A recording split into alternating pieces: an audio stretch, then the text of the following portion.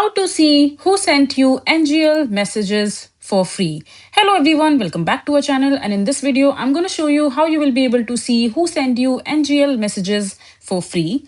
So first of all, just simply open your NGL account, and after logging into your account you will be able to see this particular page right here. And in order to see the messages that someone has sent you, you need to click on this inbox section from the top menu.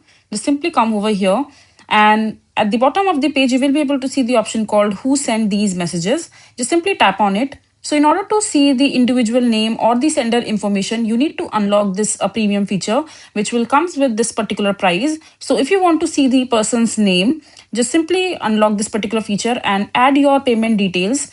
Then you will be able to see it quite easily. But if you want to see it for the free, so just open the message that you would want to know the sender for. So for example, I want to know the sender for this particular messages. So now all you have to do is just simply click on this reply section, and it will redirect you to your Instagram page. And over here, you just simply have to, type who sent this message, who sent this.